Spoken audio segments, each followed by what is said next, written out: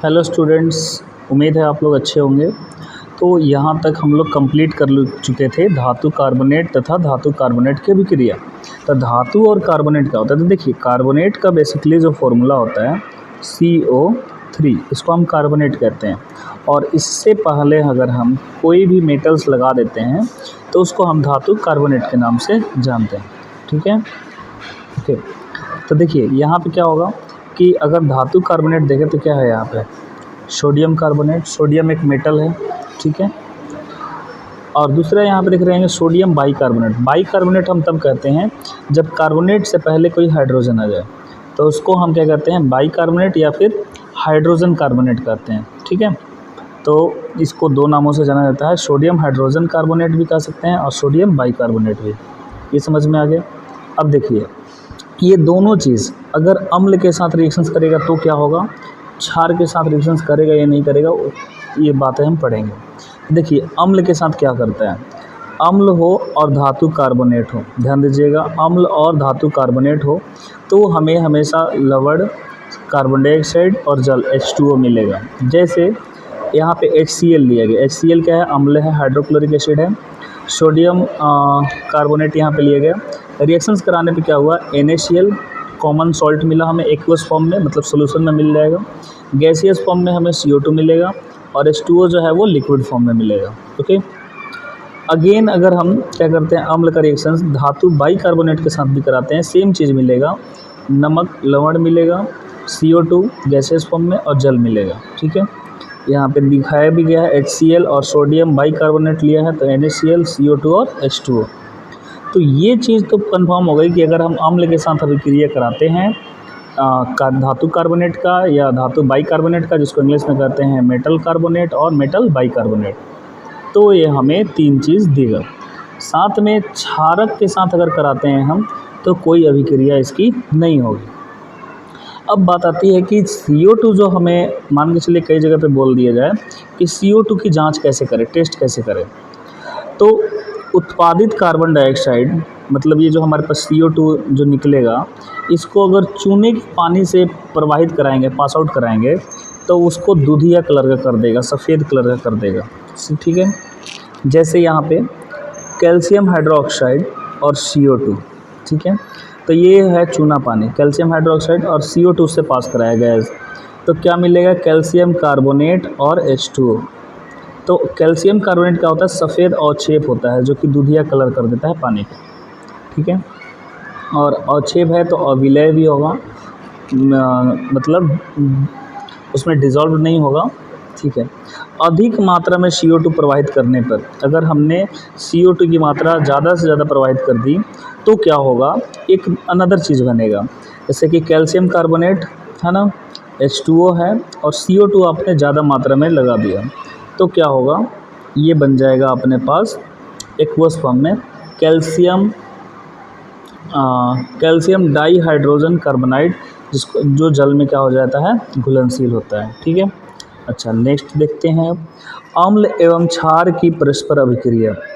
मतलब अम्ल और क्षार को अगर रिएक्शंस करा दिया जाए, it means acid and base का रिएक्शंस कराया जाए तो क्या होगा, तो हमें पता है कि न्यूट्रल हो जाता है। न्यूट्रल का मतलब होता है उदासीन, तो इसीलिए इसको उदासीनीकरण अभिक्रिया भी कहते हैं और इंग्लिश में इसको कहते हैं न्यूट्रलाइजेशन रिएक्शंस। ठीक है, अम्ल लिया, क्षार लिया और उसका रिएक्शंस कराया तो हमें मिलेगा यहाँ पे लवण और जल, मतलब नमक और पानी। जब अम्ल द्वारा क्षारक का प्रेक्षित प्रभाव तथा क्षारक द्वारा अम्ल का प्रभाव समाप्त हो जाता है और फलस्वरूप, परिणाम स्वरूप कह सकते हैं, हमें लवण और जल प्राप्त होते हैं, उसी को हम क्या कहते हैं, उदासीनीकरण अभिक्रिया कहते हैं।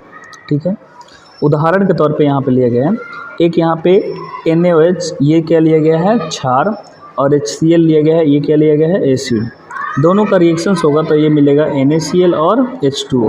ठीक है, अब यहाँ पे कुछ चीज़ें बताई गई हैं जो कि बहुत ही रिमार्केबल है। यहाँ पे क्या बताई गई है कि प्रबल मतलब स्ट्रॉन्ग एसिड, दुर्बल मतलब वीक बेस, है ना, दुर्बल क्षार, कमज़ोर। तो प्रबल अगर हम एसिड लेते हैं, मतलब अम्ल लेते हैं, दुर्बल क्षार लेते हैं, तो जिसकी मात्रा ज़्यादा होगी उसको वैसे ही बनाएगा ना।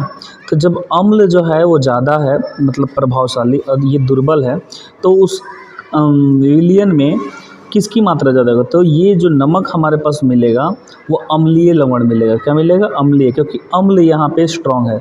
जो स्ट्रॉन्ग होगा वैसे ही हमें यहाँ पे नमक मिलेगा। और जल, और उस चीज़ का विलयन का जो पीएच होगा, तो अम्लीय है तो अम्लीय का मतलब क्या होता है? 7 से कम, और बेसिक मतलब क्षारीय मतलब 7 से अधिक। तो पीएच क्या होगा विलयन का? 7 से कम। अगर हमारे पास दुर्बल अम्ल है और प्रबल क्षारक है, इस बार प्रबल कौन है? क्षारक है। तो लवण जो होगा वो कैसा होगा? क्षारीय होगा, क्योंकि जो ज़्यादा होगा मजबूत उसी का प्रभाव पड़ेगा। और जल, तो इसमें पीएच का मान क्या होगा? 7 से अधिक, क्योंकि क्षारीय की बात कर रहे हैं तो क्या होगा? 7 से अधिक। प्रबल अम्ल हो और प्रबल क्षारक हो, दोनों के दोनों स्ट्रांग हो, अब नमक उदासीन हो जाएगा, मतलब ना ही अम्लीय होगा और ना ही क्षारीय, उसका पीएच 7 के बराबर हो जाएगा। जो कि हम खाते हैं नमक, वो वाला NaCl क्या होता है? उदासीन लवण होता है। दुर्बल अम्ल लिया और दुर्बल क्षार लिया, तो उस केस में भी, दोनों केस में क्या है? दोनों बराबर है, दुर्बल अम्ल भी है और दुर्बल क्षार भी है, तब भी क्या होगा? उदासीन लवण होगा और उसका भी पीएच क्या होगा? 7 होगा। आई होप आपको समझ में आ चुका होगा ये। फिर आगे बढ़ते हैं हम। अम्लों के साथ धात्विक ऑक्साइडों की अभिक्रिया। धात्विक ऑक्साइड का मतलब होता है मेटल ऑक्साइड का अभिक्रिया। ओके, तो धात्विक ऑक्साइड और अम्ल लेंगे तो क्या हो मिलेगा? अगेन हमें लवण और जल मिलेगा। ठीक है, अब धात्विक ऑक्साइड का मतलब समझिए कि ऑक्सीजन का रिएक्शंस हो, मतलब ऑक्सीजन हो और उससे पहले कोई क्या हो? मेटल हो, तो उसको कहते हैं मेटल ऑक्साइड, धात्विक ऑक्साइड। जैसे कैल्शियम एक धातु है और वो एक ऑक्सीजन है वो, तो क्या हो जाएगा? Calcium oxide. और यहाँ पे अम्ल की जगह पे HCl लिया, तो यहाँ पे बन रहा है कैल्शियम क्लोराइड और H2O। कैल्शियम क्लोराइड भी एक नमक है। तो यहाँ पे जब भी धात्विक ऑक्साइड जो होता है ना, वो क्षारीय प्रवृत्ति का होता है। मतलब धात्विक ऑक्साइड है, कोई भी मेटल ऑक्साइड हो गया है, तो उसकी जो प्रवृत्ति है, नेचर होगा, उसका क्षारीय होगा। क्षारीय का मतलब उसका पीएच 7 से अधिक होगा। तो यहीं पे वही चीज़ लिखा है, देखिए ये लाइन जो है बहुत ही इम्पोर्टेंट है। धात्विक ऑक्साइड की प्रवृत्ति क्षारीय होती है, क्योंकि ये अम्ल के साथ अभिक्रिया करके क्या बनाते हैं? लवण और जल बनाते हैं। ठीक है, उदाहरण के तौर पे चाहे कॉपर ऑक्साइड ले लीजिए, चाहे मैग्नीशियम ऑक्साइड ले लीजिए, ये सभी के सभी क्षारीय होंगे। ठीक है, अधात्विक ऑक्साइड, तो देखिए अधात्विक के साथ भी अगर रिएक्शंस कराते हैं सेम रिजल्टेंट मिलता है हमें। अधात्विक का मतलब ये हो गया कि कोई भी नॉन मेटल्स हो और उसके साथ ऑक्सीजन जुड़ा हो, जैसे कि कार्बन नॉन मेटल्स है तो CO2 यहाँ पे। अब यहाँ पे रिएक्शंस करा दिया गया कैल्शियम हाइड्रोक्साइड के साथ, क्षार के साथ, तो देखिए क्या मिल रहा है? कैल्शियम कार्बोनेट मिल रहा है और H2O। कैल्शियम कार्बोनेट भी क्या है? नमक है। तो ये कहा गया कि अधात्विक ऑक्साइड जो होता है वो अम्लीय होता है। तो इस चीज़ को याद रखिएगा, अगर धात्विक है तो क्षारीय है, अधात्विक है तो अम्लीय होता है। यहाँ पे उन सभी का निचोड़ दिया गया है, मतलब कह सकते हैं सारांश। बहुत ही समझने वाली बात है कि अगर हमारे पास इधर अम्ल है, अम्ल, और उसका रिएक्शन अगर धातु कार्बोनेट से कराएंगे, यहाँ पे सभी का रिवीजन हो जाएगा ऊपर जितना भी हम पढ़ें। अम्ल का धातु कार्बोनेट के साथ कराएंगे तो ये लवण मिलेगा, CO2 मिलेगा, H2O मिलेगा। अम्ल का धातु के साथ कराएंगे, सिर्फ धातु के साथ, तो लवण और हाइड्रोजन गैस मिलेगा। अम्ल का रिएक्शन अगर धातु हाइड्रोजन कार्बोनेट, उसी को कहते हैं बाइकार्बोनेट, तो अगेन जो धातु कार्बोनेट के साथ मिलता है वही धातु हाइड्रोजन कार्बोनेट, या फिर धातु बाइकार्बोनेट के साथ करते हैं वही सेम चीज़ मिलेगा। देख रहे हैं यहाँ पे ये वाला दोनों। ठीक है, अम्ल का अगर हम धातु ऑक्साइड के साथ कराएंगे तो लवण और जल मिलेगा। और धातु ऑक्साइड जो होता है क्या होता है? क्षारीय नेचर का होता है, अभी पढ़े थे हम। अम्ल का रिएक्शन अगर क्षार के साथ कराएंगे तो क्या होगा? अगेन ये हमें लवण और जल देगा। ठीक है, अब आगे बात करते हैं कि अगर हमारे पास क्षार है तो क्षार को अगर धातु के साथ कराएंगे तो क्या होगा? तब भी वो लवण देगा और H2 गैस निकलेगा। धातु कार्बोनेट के साथ कोई अभिक्रिया नहीं होती है, ऊपर अभी हम लोग पढ़े थे, कोई अभिक्रिया नहीं होती है। धातु हाइड्रोजन कार्बोनेट के साथ भी कोई भी अभिक्रिया नहीं होती है। अम्ल के साथ अभिक्रिया कराएंगे तो लवण और जल मिलेगा, और अधातु के साथ कराएंगे तो ये लवण और हाइड्रोजन गैस मिलेगा। ठीक है, तो धातु और अधातु दोनों के साथ क्या देता है? लवण और हाइड्रोजन गैस। अम्लों व क्षारकों में समानताएं क्या होती है, मतलब एक जैसा? तो देखते हैं, अम्ल जो है, जितने भी अम्ल हैं सभी अम्ल H+ आयन उत्पन्न करते हैं, ये एक इनमें समानता है। और सभी क्षारीय जो है OH आयन उत्पन्न करते हैं। ठीक है, सभी अम्ल H+ आयन और सभी क्षार जो है OH आयन उत्पन्न करते हैं।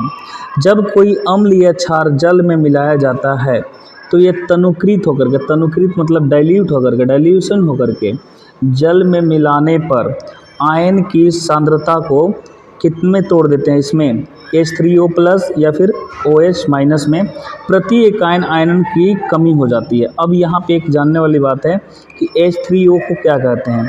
ये H3O को हम हाइड्रोनियम आयन भी कहते हैं। क्या कहते हैं? Hydronium ion. क्षारक तथा अम्ल की प्रबलता, यहाँ पे आप प्रबलता को समझेंगे, चाहे क्षारक हो या अम्ल की प्रबलता कैसे हम मापते हैं या कैसे हम पता लगा सकते हैं।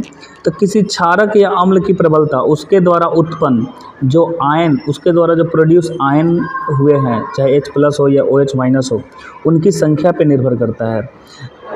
अगर वो H प्लस आयन की संख्या बहुत ज़्यादा है, इसका मतलब वो बहुत ज़्यादा प्रबल अम्ल है, और OH माइनस की संख्या बहुत ज़्यादा है तो इसका मतलब वो बहुत ज़्यादा प्रबल क्षार है। यहाँ पर देखिए डेफिनेशन, किसी अम्ल या क्षार की प्रबलता हम एक सार्वभौमिक, सार्वभौमिक मतलब यूनिवर्सल इंडिकेटर आता है, एक स्केल आता है जिसमें बहुत सारा कलर होता है, तो वही बोल रहा है कि सार्वभौम सूचक के द्वारा दिया जा सकता है। अनेक सूचकों का ये मिश्रण होता है। अब देखिए, यह सूचक किसी विलयन में हाइड्रोजन आयन की विभिन्न सांद्रता को विभिन्न रंगों से प्रदर्शित करता है। मतलब ये रंग कलर के अनुसार बता देता है कि उसमें उपस्थित हाइड्रोजन आयन का संख्या बता देता है। अब जैसे कि यहाँ पे देखिए, जलीय विलयन में अम्ल और क्षारक, अगर जलीय विलयन हो, जलीय विलयन मतलब जल में अम्ल मिलाया हो या क्षार मिलाया हो, तो क्या होगा? तो जल की उपस्थिति में अम्ल H प्लस आयन उत्पन्न करता है, और H प्लस आयन जो है H3O प्लस बन जाता है, जिसको क्या कहते हैं, देख लो यहाँ पे हाइड्रोनियम आयन के रूप में पाए जाते हैं।